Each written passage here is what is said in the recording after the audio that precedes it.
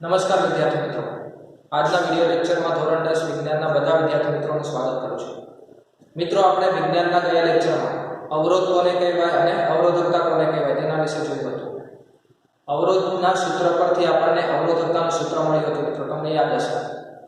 હવે આગળ ચેપ્ટરની શરૂઆત કરીએ કે દ્રવ્યની અવરોધકતા કયા પરિબળો પર આધાર રાખે છે તે જણાવો. કે દ્રવ્યની જે અવરોધકતા હોય કયા કયા પરિબળો પર આધાર રાખે. આપણે ગયા લેક્ચરમાં એવો પ્રશ્ન જોયો હતો કે દ્રવ્યનો અવરોધ કઈ કઈ બાબતો પર આધાર રાખે છે. અવરોધ કઈ કઈ બાબતો પર આધાર રાખે મિત્રો? તો એક તો વાહક તારની લંબાઈ પર આધાર રાખે છે કે વાહક તારની લંબાઈ કેટલી છે. લંબાઈમાં વધારો કરો તો એનો અવરોધ પણ વધે છે.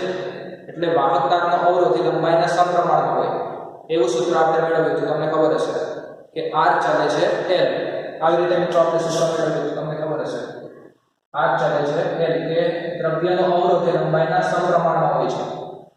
હવે આડછેદના ક્ષેત્રફળના વ્યસ્ત પ્રમાણમાં હોય.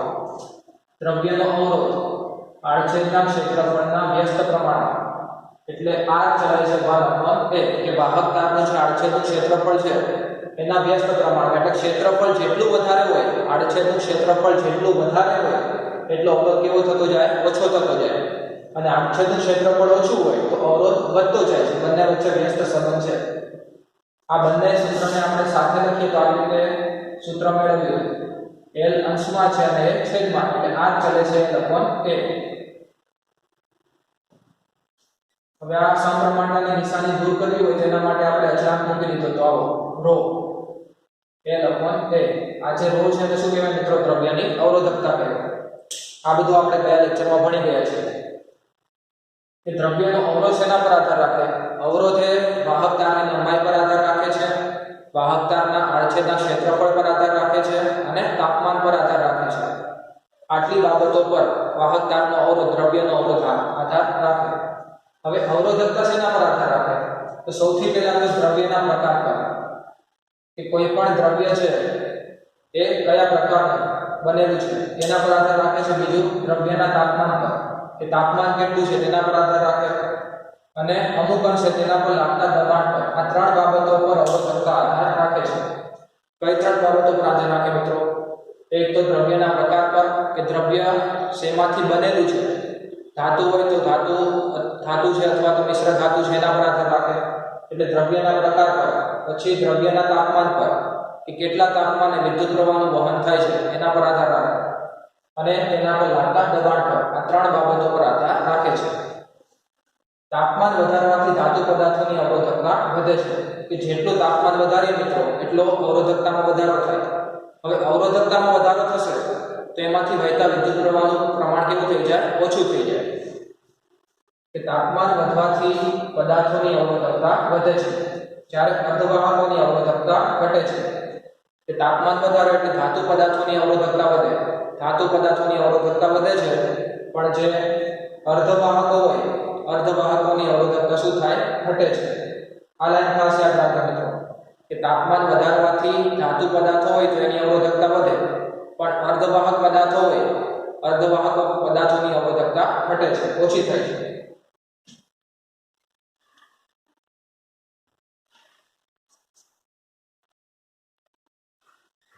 એટલે મિત્રો તાપમાનના વધારા સાથે મિશ્ર ધાતુની અવરોધકતા શુદ્ધ ધાતુની સરખામણીમાં ખૂબ ધીમે ધીમે વધે છે.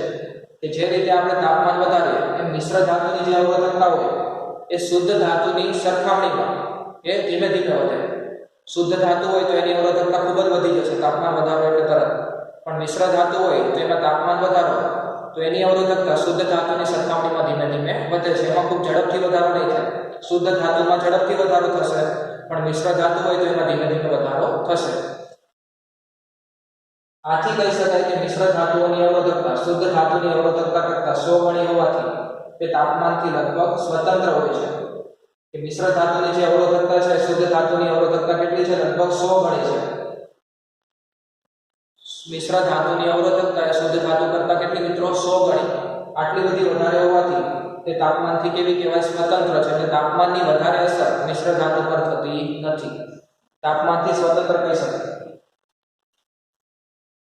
હવે અવાહકોમાં મુક્ત ઇલેક્ટ્રોનની ગેરહાજરી હોવાથી તેની અવરોધકતા ખૂબ જ ઊંચી હોય છે. આપણે ગયા લેક્ચરમાં ભણી ગયા મિત્રો કે અવાહક પદાર્થો હોય એમાં મુક્ત ઇલેક્ટ્રોન આવેલા હોતા નથી. મુક્ત ઇલેક્ટ્રોન આવેલા ન હોય તો એની અવરોધકતા કેવી હોય? ખૂબ જ વધારે હોય છે. ખૂબ જ વધારે અવરોધકતા હોવાને કારણે તેમાંથી વિદ્યુત પ્રવાહનું વહન થઈ શકે નહીં. કે અવાહકોમાં મુક્ત ઇલેક્ટ્રોનની ગેરહાજરી હોવાથી તેની અવરોધકતા ખૂબ જ ઊંચી હોય છે અને તેનું તાપમાન ખૂબ વધારતા અવરોધકતા અલ્પ પ્રમાણમાં ઘટે છે. કે અવાહક પદાર્થો હોય એમાં મુક્ત ઇલેક્ટ્રોન હોતા નથી એટલે અવરોધકતા વધારે હશે, પણ અવાહક પદાર્થોનું તમે તાપમાન વધારો તો એની અવરોધકતા થોડા ઘણા પ્રમાણમાં ઘટે છે. અવરોધકતામાં થોડા ઘણા પ્રમાણમાં ઘટાડો થશે. હવે પડી મિત્રો તમને કે ધાતુ પદાર્થ હોય, અર્ધધાતુ હોય અથવા તો અવાહક પદાર્થ હોય તેમાં તાપમાન વધારતા અવરોધકતામાં શું ફેરફાર થાય છે?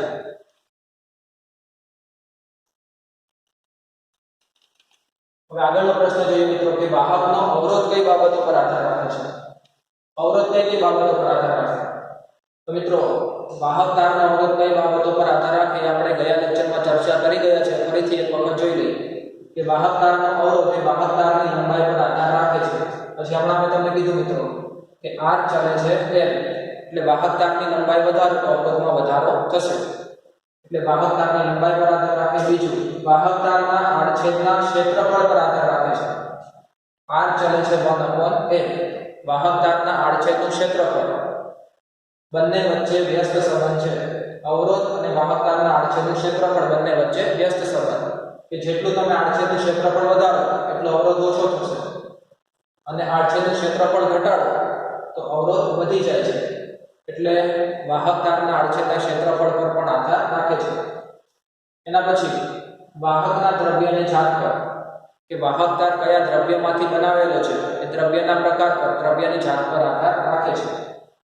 અને ચોથું કે વાહક તારના તાપમાન પર, કે કેટલા તાપમાને તમે વિદ્યુત પ્રવાહ પસાર કરો છો એ તાપમાન પર પણ આધાર રાખે છે. એટલે અવરોધનું મૂલ્ય કઈ બાબતો પર આધાર રાખે? 4 બાબતો પર આધાર રાખે છે. કઈ 4 બાબતો? વાહક તારની લંબાઈ પર, વાહક તારના આડછેદના ક્ષેત્રફળ પર, વાહક તારના દ્રવ્યની જાત પર અથવા તો દ્રવ્યના પ્રકાર પર અને તાપમાન પર, કે કેટલા તાપમાને તમે વિદ્યુત પ્રવાહ પસાર કરો છો. આ 4 બાબતો પર આધાર રાખે છે. હવે મિત્રો ચેપ્ટરનો મોસ્ટ આઈએમપી પ્રશ્ન છે કે અવરોધોનું શ્રેણી જોડાણ સમજાવી તેના સમતુલ્ય અવરોધનું સૂત્ર મેળવો. ચેપ્ટરના મોસ્ટ આઈએમપી 2 પ્રશ્નો છે મિત્રો, અવરોધોનું શ્રેણી જોડાણ અને અવરોધોનું સમાંતર જોડાણ. બંને પ્રશ્નોમાંથી કોઈ એક પ્રશ્ન પરીક્ષામાં 100% પૂછાય છે. 2 પ્રશ્નો મેં તમને કીધા કે અવરોધોનું શ્રેણી જોડાણ સમજાવો અથવા તો બીજો પ્રશ્ન અવરોધોનું સમાંતર જોડાણ સમજાવો. બંને પ્રશ્નોમાંથી કોઈ એક પ્રશ્ન હંમેશા લગભગ પરીક્ષામાં પૂછાય છે. તો અવરોધોનું શ્રેણી જોડાણ સમજાવી તેના સમતુલ્ય અવરોધનું સૂત્ર મેળવો. સૌથી પહેલા તો અવરોધોનું શ્રેણી જોડાણ કોને કહેવાય? અવરોધોનું શ્રેણી જોડાણ કોને કહેવાય? આપણે આકૃતિ જોઈએ એટલે તમને વધારે ખબર પડે.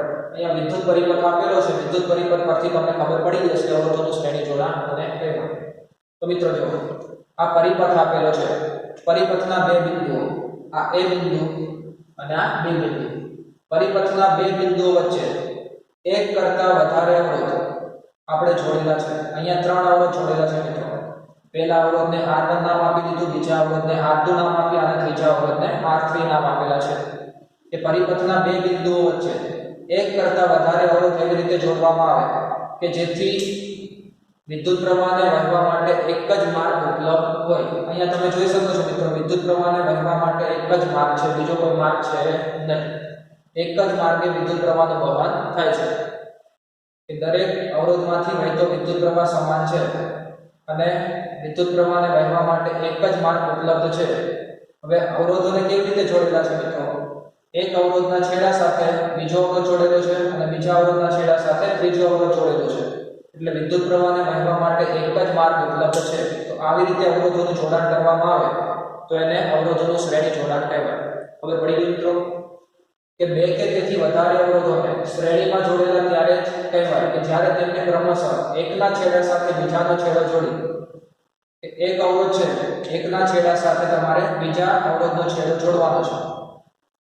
આ સંયોજનની સાથે વિદ્યુત સ્થિતિમાનનો તફાવત લાગુ પડતા દરેક અવરોધમાંથી વહેતો વિદ્યુત પ્રવાહ સમાન હોય તો આ અવરોધો શ્રેણીમાં જોડેલા છે તેમ કહેવાય.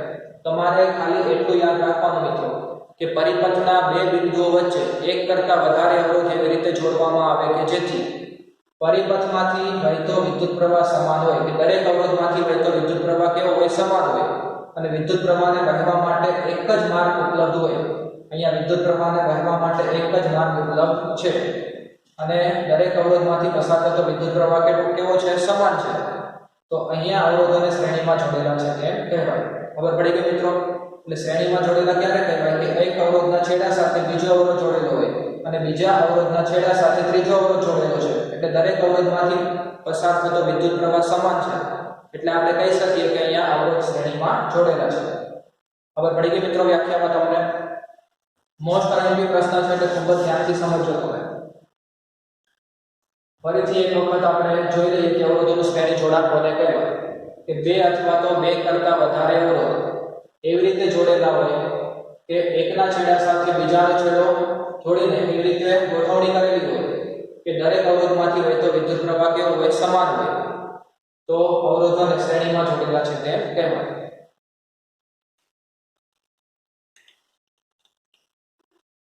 જો મિત્રો આકૃતિમાં દર્શાવ્યા મુજબ ત્રણ અવરોધો કે જેમના અવરોધ R1 R2 અને R3 તમે જોઈ શકો છો મિત્રો R1 અવરોધ R2 અને R3 તેમને A અને B બિંદુઓ વચ્ચે આ A બિંદુ અને આ B બિંદુ બંને બિંદુઓ વચ્ચે શ્રેણીમાં જોડેલા છે ત્રણેય અવરોધમાંથી I જેટલો સમાન વિદ્યુત પ્રવાહ વહે છે દરેક અવરોધમાંથી પસાર થતો વિદ્યુત પ્રવાહ કેટલો છે I જેટલો વિદ્યુત પ્રવાહ વહે છે એટલે વિદ્યુત પ્રવાહમાં કોઈ ફેરફાર થતો નથી દરેક અવરોધમાંથી સમાન વિદ્યુત પ્રવાહનું વહન થાય છે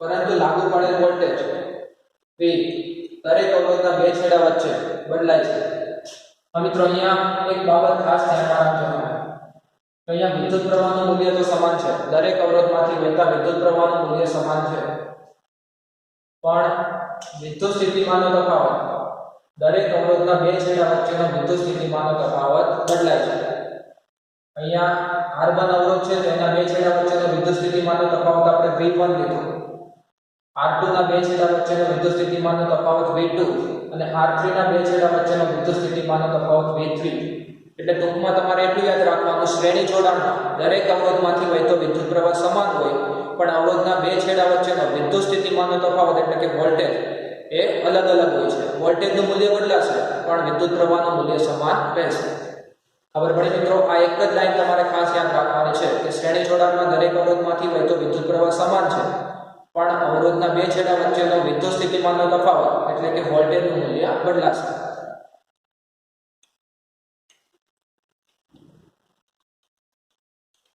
એટલે મિત્રો અહીંયા લખેલું છે કે ત્રણેય અવરોધમાંથી I જેટલો સમાન વિદ્યુત પ્રવાહ વહે છે દરેક અવરોધમાંથી I જેટલો વિદ્યુત પ્રવાહનું વહન થાય પરંતુ લાગુ પડેલ વોલ્ટેજ એટલે કે V દરેક અવરોધના બે છેડા વચ્ચે તેમના આનુષંગિક અવરોધના પ્રમાણમાં વહેંચાઈ જાય છે આ શબ્દ તમારે લખવાની જરૂર નથી મિત્રો આનુષંગિક શબ્દ નહીં લખો તો ચાલશે તમારે ખાલી એટલું યાદ રાખવાનું કે વોલ્ટેજનું મૂલ્ય અવરોધના મૂલ્ય પ્રમાણે બદલાય છે અવરોધનું મૂલ્ય જે પ્રમાણે હોય એ પ્રમાણે વોલ્ટેજનું મૂલ્ય બદલાય છે વોલ્ટેજ વહેંચાઈ જાય છે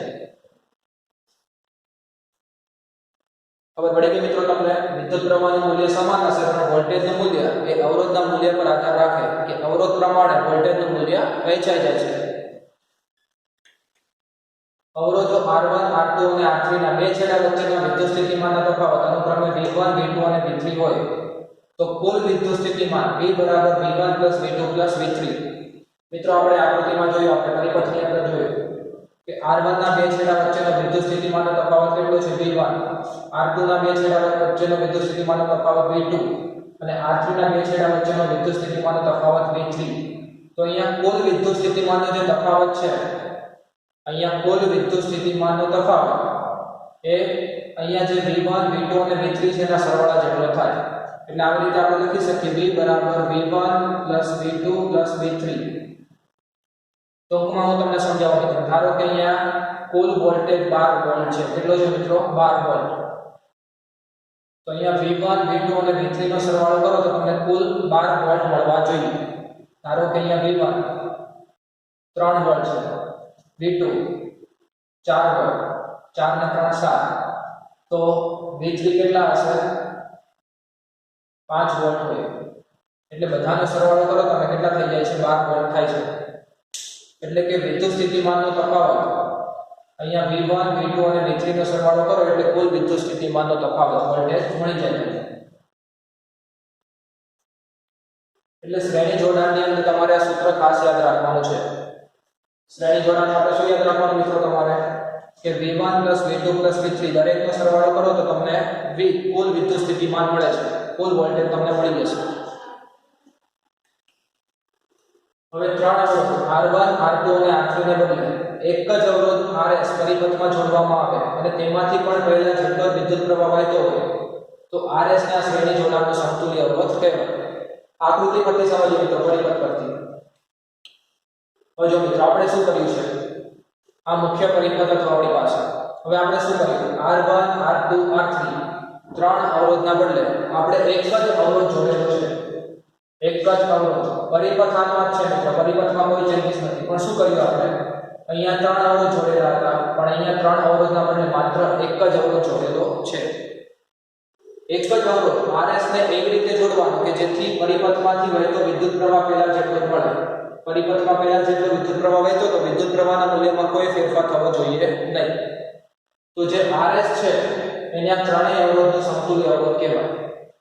RS આપણે શ્રેણી જોડાણ છે, શ્રેણી જોડાણ એટલે કે સિરીઝની અંદર જોડેલા છે એટલે આપણે RS વડે દર્શાવીએ. સમતુલ્ય અવરોધને શેના વડે દર્શાવીએ મિત્રો, આપણે RS. S એટલે કે સિરીઝ, શ્રેણી જોડાણ. ખબર પડી મિત્રો કે અહીંયા ત્રણ અવરોધ જોડેલા છે, આપણે ત્રણ અવરોધના બદલે કોઈ એક અવરોધ RS ને એવી રીતે જોડવામાં આવે કે જેથી પરિપથમાંથી વહેતો વિદ્યુત પ્રવાહ પહેલા જેટલો જ રહે. તો RS ને શું કહેવાય, આ જે ત્રણેય અવરોધ હતા R1 R2 R3 એનો સમતુલ્ય અવરોધ કહેવાય. ખબર પડી ગઈ મિત્રો, ત્રણ અવરોધના બદલે માત્ર એક જ અવરોધ આપણે જોડેલો છે.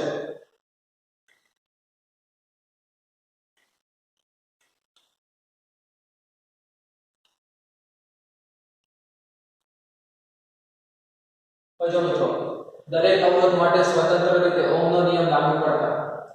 હવે V1 વોલ્ટેજ આપણી પાસે આવું સૂત્ર હતું, V બરાબર IR. V બરાબર IR આવું સૂત્ર તમને ખબર છે, આપણે ગયા લેક્ચરમાં મેળવ્યું. હવે સૌથી પહેલા અવરોધ માટે વોલ્ટેજનું મૂલ્ય V1 હતું. વિદ્યુત પ્રવાહ તો દરેકમાંથી I જેટલો વિદ્યુત પ્રવાહ વહે છે, એમાં કોઈ ફેરફાર થતો નથી એટલે I લખ્યા છે. અને પહેલા અવરોધ માટે R1 લખ્યા. પછી બીજા અવરોધ માટે વિદ્યુત સ્થિતિમાનનો તફાવત કેટલો હતો, V2. વિદ્યુત પ્રવાહનું મૂલ્ય I અને બીજા અવરોધ માટે અવરોધનું મૂલ્ય હતું R2. એ રીતે ત્રીજા અવરોધનો વિદ્યુત સ્થિતિમાનનો તફાવત વોલ્ટેજ કેટલો હતો, V3. વિદ્યુત પ્રવાહ I અને અવરોધનું મૂલ્ય R3. હવે આપણી પાસે જે સૂત્ર હતું મિત્રો, આગળ આપણે આવું સૂત્ર મેળવ્યું કે V બરાબર V1 V2 V3. આવું સૂત્ર મેળવ્યું. ખબર છે મિત્રો કે કુલ વિદ્યુત સ્થિતિમાન તમારે શોધવું છે, કુલ વોલ્ટેજ શોધવું હોય તો શું કરવું પડે, દરેક અવરોધના બે છેડા વચ્ચેનો જે વોલ્ટેજ છે V1 V2 V3 એનો સરવાળો કરવો પડે. કે દરેક વોલ્ટેજનો સરવાળો કરો તમે V1 V2 V3 એટલે તમને પરિપથનો કુલ વોલ્ટેજ મળી જાય. હવે V ની કિંમત કેટલી થાય મિત્રો, સમતુલ્ય અવરોધ આપણે જે જોડ્યું એના માટે V ની કિંમત કેટલી થશે, IRS. આ જે સૂત્ર છે એમાં અવરોધની જગ્યાએ આપણે RS લખ્યા. જે સમતુલ્ય અવરોધ હતું RS એની કિંમત આપણે મૂકી તો V એની જગ્યાએ IRS. પછી V1 ની કિંમત કેટલી છે, IR1. V2 ની કિંમત કેટલી છે, IR2 અને V3 ની કિંમત IR3. આવી રીતે આપણે કિંમતો મૂકી દીધી. જે ઉપરનું સૂત્ર હતું V બરાબર V1 V2 V3, આ સૂત્રમાં કિંમતો મૂકી છે આપણે. હવે આ દરેકમાંથી I કોમન નીકળી જશે. જો મિત્રો આવી રીતે થાય, I કોમન કાઢી દો તો શું થાય, અહીંયા R1 R2 R3 આવી રીતે થાય મિત્રો. અહીંયા શું થાય, IRS. હવે જો મિત્રો આ I અને આ બાજુ I બંને તરફ I હતા એટલે આપણે કેન્સલ થઈ જશે. શું વધ્યું, તો અહીંયા RS વધે છે અને આ બાજુ શું વધ્યું, જમણી બાજુ R1 R2 R3. એટલે છેલ્લે તમને શ્રેણી જોડાણ માટે સમતુલ્ય અવરોધનું મૂલ્ય મળે છે RS બરાબર R1 R2 R3. કે શ્રેણી જોડાણમાં સમતુલ્ય અવરોધનું મૂલ્ય શ્રેણીમાં જે પણ અવરોધો જોડેલા હોય મિત્રો એના સરવાળા જેટલું થાય છે. કે શ્રેણી જોડાણમાં સમતુલ્ય અવરોધનું મૂલ્ય R1 R2 R3 એટલે કે શ્રેણીમાં જે પણ તમે અવરોધો જોડ્યા હતા દરેકના સરવાળા જેટલું થાય. જો મિત્રો કે શ્રેણી જોડાણનો સમતુલ્ય અવરોધ RS આપણે જે બીજો પરિપથ દોર્યો તો એમાં 3 અવરોધના બદલે એક જ અવરોધ જોડેલો હોય. એ અવરોધને આપણે શું નામ આપ્યું હતું? RS નામ આપેલું હતું. તો શ્રેણી જોડાણના સમતુલ્ય અવરોધ RS નું મૂલ્ય એ શ્રેણીમાં જોડેલા અવરોધના સરવાળા જેટલું હોય છે. એ શ્રેણીમાં આપણે 3 અવરોધો જોડેલા હતા, R1 R2 R3. આ દરેકનો તમે સરવાળો કરો એટલે એના સમતુલ્ય અવરોધનું મૂલ્ય મળી જશે. ધારો કે આનું મૂલ્ય 5 હોય, આનું મૂલ્ય 8 હોય અને આનું મૂલ્ય 7 છે. 8 ને 5 13 અને 7 કેટલા થાય? 20. તો RS નું મૂલ્ય કેટલું મળશે મિત્રો? 20 ઓહ્મ તમને મળી જાય. એટલે શ્રેણી જોડાણ માટે તમારે સમતુલ્ય અવરોધનું મૂલ્ય શોધવું હોય તો શું કરવું પડે? શ્રેણીમાં જોડેલા દરેક અવરોધનો સરવાળો કરવો પડશે. હવે પડી ગઈ મિત્રો તમને શ્રેણી જોડાણ વિશે. એટલે ફરીથી એક વખત તમને કહી દઉં, શ્રેણી જોડાણમાં અવરોધોને એવી રીતે જોડવાના છે કે દરેક અવરોધમાંથી વહેતો વિદ્યુત પ્રવાહ સમાન હોય, પણ દરેક અવરોધના બે છેડા વચ્ચેનો વિદ્યુત સ્થિતિમાનનો તફાવત કેવો હોય? જુદો જુદો હોય. તો અવરોધો શ્રેણીમાં જોડેલા છે તેમ કહેવાય. અવરોધો શ્રેણીમાં જોડેલા હોય તો કુલ વોલ્ટેજ એ દરેક અવરોધના બે છેડા વચ્ચેના વિદ્યુત સ્થિતિમાનના સરવાળા જેટલો થાય. એટલે V = V1 + V2 + V3. આ સૂત્રમાં તમે સમતુલ્ય અવરોધની બધી કિંમતો મૂકો એટલે તમને છેલ્લે સૂત્ર કયું મળશે? RS = R1 + R2 + R3. એટલે શ્રેણી જોડાણમાં સમતુલ્ય અવરોધનું મૂલ્ય એ શ્રેણીમાં જોડેલા દરેક અવરોધના સરવાળા જેટલું થાય છે. હવે પડી મિત્રો તમને. તો મિત્રો આજના લેક્ચરમાં આપણે અહીંયા સુધી રાખીએ. આગળના લેક્ચરમાં આપણે સમાંતર જોડાણ વિશે ચર્ચા કરીશું.